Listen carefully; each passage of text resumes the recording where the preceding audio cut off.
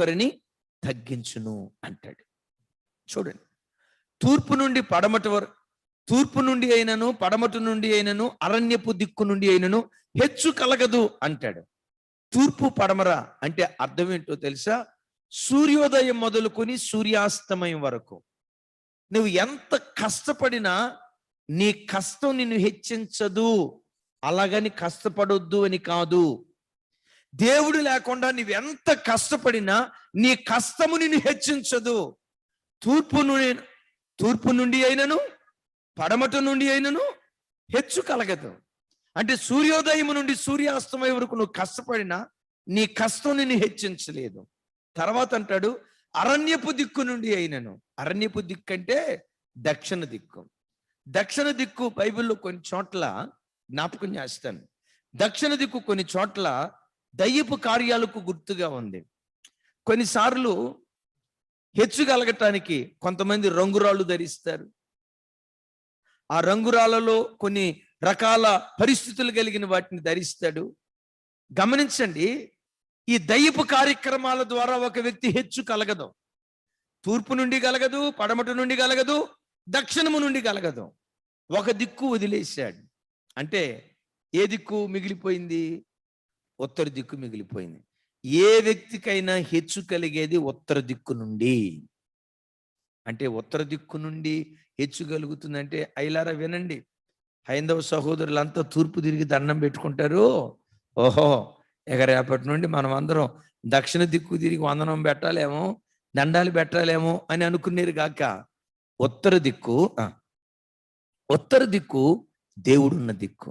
ఎందుకు అంటే లేఖనం అంటుంది, ఉత్తర దిక్కున సభాపర్వతం మీద మహోన్నతుడైన దేవుడు ఆసీనుడై ఉన్నాడు, సియోను పర్వతం మీద దేవుడైన యెహోవా ఆసీనుడై ఉన్నాడు అని లేఖనాల్లో రాయబడి ఉంది. అంటే ప్రభు బిడ్డలారా, నీ బ్రతుకులోనైనా నా బ్రతుకులోనైనా ఒక వ్యక్తికి హెచ్చు దేవుని వలనే కలుగుతుంది, ఘనత దేవుని వలనే కలుగుతుంది, ఆశీర్వాదం దేవుని వలనే కలుగుతుంది. పౌలు గారు అంటాడు కదా, కొరింథీ సంఘమా, అపోల్లో విత్తాడు, అపోల్లో నాటాడు, నేను నీళ్లు పోసా, కొందరు ఎరువు వేశారు. నాటిన వానిలో ఏమీ లేదు, నీళ్లు పోసిన వానిలో ఏమీ లేదు, ఎరువు వేసిన వానిలో ఏమీ లేదు. వృద్ధి దేవుని వలన కలుగుతుంది, వృద్ధి దేవుని వలన కలుగుతుంది. ఈరోజు వాక్యం వింటున్న బిడ్డలారా, సేవకుడిగా ఈ రాత్రి నా చేతులెత్తి మిమ్మల్ని ఆశీర్వదిస్తున్నాను. 2021 సంవత్సరం జూన్ నెల మొదటి దినము నుండి 30వ తారీఖు వరకు ప్రతిరోజు నా దేవుడు మిమ్మల్ని అభివృద్ధి పరుచును గాక, మిమ్మల్ని హెచ్చించును గాక, మీ కొమ్ము దేవుడు పైకెత్తును గాక, మీ తలలో దేవుడు పైకెత్తును గాక, మీ కొమ్మును నా దేవుడు హెచ్చించును గాక. ఆ హెచ్చించే పరిశుద్ధాత్మ నూనె ఈయన మీద పోయబడింది. ఎందుకో చెప్పంటారా? నీవు నీతిని ప్రేమించి భక్తిహీనతను ద్వేషించావు. తమ్ముడా, ఈ రాత్రి ఆ నూనె నీ తల మీద పోయబట్టడానికి సిద్ధంగా ఉంది. నమ్ము, నా వైపు చూడు, నీ తల మీదే పరిశుద్ధాత్మ నూనె అల్లాడుతుంది. తమ్ముడా, నా వైపు చూడు. చెలిమా, నీ తల మీదే పరిశుద్ధాత్మ నూనె అల్లాడుతూ ఉంది. ఆది కాండంలో చూస్తాం కదా, జలముల మీద దేవుని ఆత్మ అల్లాడి, జలముల మీద దేవుని ఆత్మ అల్లాడెను అని. పాత నిబంధనలో జలముల మీద దేవుని ఆత్మ అల్లాడేది. ఈ రాత్రి జనముల మీద దేవుని ఆత్మ అల్లాడుతుంది. జనముల మీద, ఆ కాలములో జలముల మీద, ఈ రాత్రి జనముల మీద నీ మీద పరిశుద్ధాత్మ దేవుడు వ్రాలాలని నీ తల మీద ఆయన అల్లాడుతున్నాడు. నీవేం చేస్తావో తెలుసా? భక్తిహీనతను ద్వేషించు, నీతిని ప్రేమించు.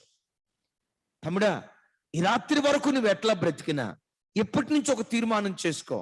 సినిమాలనే భక్తిహీనత వైపు నేను వెళ్ళనయ్యా, సీరియల్ అనే భక్తిహీనత వైపు నేను వెళ్ళనయ్యా, అపవిత్రపు కార్యక్రమాలనే భక్తిహీనత వైపు నేను వెళ్ళనయ్యా, ఆ అపవిత్రపు పుస్తకాలు ఈ రాత్రి నుంచి నేను ముట్టుకోను, ఆ అశ్లీలమైన భూతబొమ్మలు ఈ రాత్రి నుంచి నేను చూడను, ఈ రాత్రి నుంచి బ్రతుకుట క్రీస్తే, చావైతే లాభమని, యేసు కొరకే నేను బ్రతుకుతానని నువ్వు నీతిని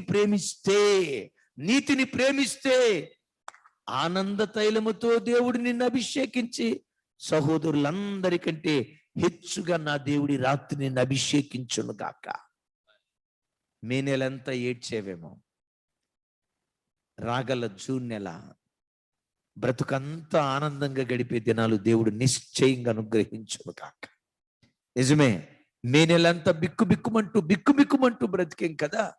నిశ్చయంగా ఆనంద తైలముతో అభిషేకిస్తాను అని దేవుడు సెలవిచ్చినట్లుగా రాగల ఈ జూన్ మాసం అంతా, మే మాసం అంతా ఎంత ఏడ్చావో అంత నవ్వే దినాలు నీ కుటుంబంలో నా దేవుడు కుమ్మరించునుగాక. ఆమేన్.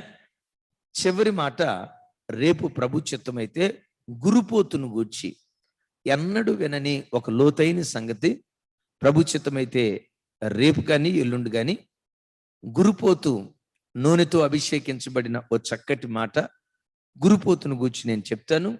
దేవుడు మనందరితో మాట్లాడును గాక. మోకరించండి. ఈ రాత్రి మీ అందరి కొరకు లైవ్లో ఎంతమంది ఉన్నారో దైవ సేవకులుగా మేమందరం మీ కొరకు ప్రార్థన చేయబోతా ఉన్నాం. అవకాశం ఉన్న వాళ్ళందరూ కళ్ళు మూసుకోనండి. నిశ్చయంగా పరిశుద్ధాత్మ నూనె ఒక్కొక్క ఇంటిలో కుమ్మరించబడాలి. పరిశుద్ధాత్మ నూనె చేత ఒక్కొక్క బిడ్డ ఈ రాత్రి తడపబడాలి. పరిశుద్ధాత్మ నూనె ఒక్కొక్కరి మీద కుమ్మరించబడినట్లుగా నిశ్చయంగా నీ మీద దేవునికి ఉన్న ప్రణాళిక దేవుడు బయలుపరచాలి. నిశ్చయంగా నా దేవుడు దేవుణ్ణి మనుషులను సన్మానించడం ఆయన మన